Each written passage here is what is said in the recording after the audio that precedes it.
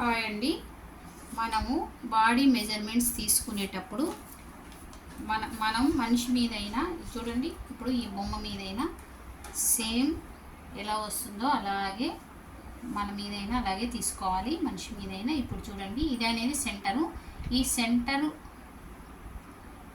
Main, మనకి centre అనేది main.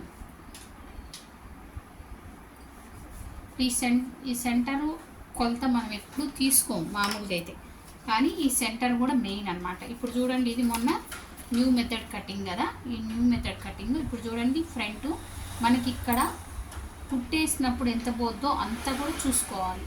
చూడండి, ఇట్లా కుట్టు వేసినప్పుడు ఎంత పోద్దో అంత కూడా చూసుకోవాలి. ఇప్పుడు బ్యాకు హై నెక్క డీప్ నెక్క అనే దాన్ని బట్టి మనకి చూడండి, ఇలా ఇది హాఫే ఉంది, ప్రిన్సెస్ కట్ కదా, హాఫే ఉందన్నమాట. ఇంకో హాఫ్ మనకి ఇక్కడ వస్తుంది. చూసిరా, ఇప్పుడు ఈ హైట్ సరిపోతుందా లేదా, ఇక్కడ కుట్టు పోతుంది కదా, కుట్టు పోయిన తర్వాత మనకి సరిపోతుందా లేదా అనేది కూడా మనం చూసుకోవాలి. ఇట్లా ఇప్పుడు మన మీద అయినా బాడీ మెజర్మెంట్స్ అయినా ఇప్పుడు బొమ్మ మీద మీకు ఇట్లా చూపించడం వల్ల మీకు ఈజీగా అర్థమైపోద్ది అనమాట. ఈ కొలతలు ఎలా తీసుకోవాలి అనేది నేను ఒకసారి చూపిస్తాను. చూడండి, మీరు ఏదైనా కుట్టండి, డ్రెస్ కుట్టండి, లేకపోతే బ్లౌజ్ కుట్టండి, ఏదైనా కుట్టండి. ఇప్పుడు ఇక్కడి నుంచి ఇప్పుడు మామూలుగా అయితే మనం ఇట్లా బ్యాక్ పార్ట్ చూపిస్తా. ఎప్పుడైనా షోల్డర్ అనేది ఇట్లా ఫ్రంట్లో తీసుకోవద్దు, బ్యాక్లోనే తీసుకోవాలి. ఎవరైనా బ్యాక్లోనే తీసుకుంటారు. కాకపోతే కొంచెం మంది ఏంటంటే ఈ పొడవు అనేది, ఈ లెంత్ ఉంది కదా, లెంత్ అనేది ఫ్రంట్ పార్ట్లో తీసుకుంటారు. అట్లా తీసుకోవడం వల్ల చాలా తేడా వస్తుంది. ఇప్పుడు చూడండి, ఇక్కడ నుంచి ఇప్పుడు ఇక్కడ ఒక గీత ఉంది, ఒక లైన్ ఉందన్నమాట. ఇక్కడ ఆ లైన్ దగ్గర నుంచి మనం లెంత్ అనేది ఎప్పుడైనా బ్యాక్ సైడే తీసుకోవాలి. లెంత్ ఫ్రంట్ సైడ్ తీసుకోవద్దు. ఇప్పుడు చూడండి, మనకి ఎంత పొడవు, ఇప్పుడు 15 దాకా ఉంది. మీకు ఈ 15 కావాలా, 14.5 కావాలా అనేది మన ఇష్టం, మనకు నచ్చినంత తీసుకోవచ్చు. ఈ షోల్డర్ మాత్రం చూడండి, ఇప్పుడు ఇక్కడ నుంచి ఇట్లా తీసుకుంటే ఒకటి వస్తుంది. చూడండి, ఇక్కడ మనకి బాడీ మీద తీసుకునేటప్పుడు కూడా ఇట్లా తీసుకోవాలి. చూడండి, 1/2 ఇంచు 3/4 ఇంచు వరకు తేడా వచ్చింది.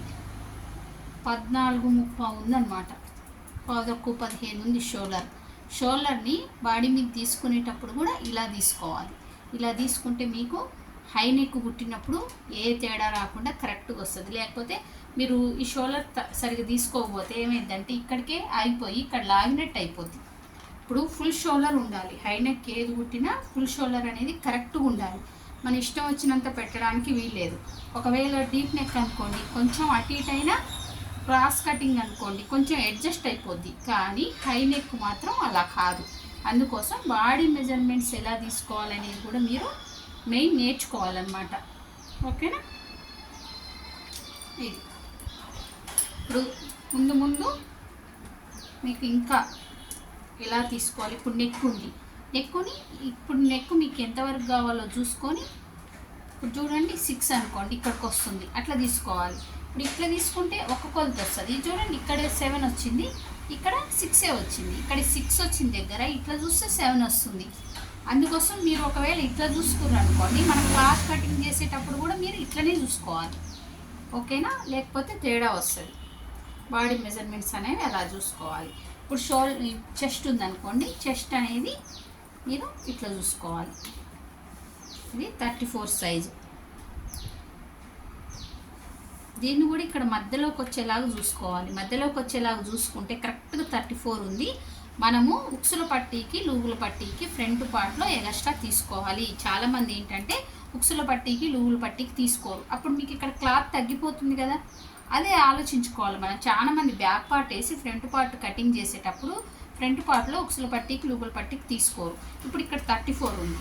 ఇప్పుడు చూడండి, మిడిల్ చెస్ట్ కొంచెం అన్నీ ఎక్కువ ఉంటుంది కదా, దాన్ని కూడా ఎక్స్ట్రా తీసుకోవాలి.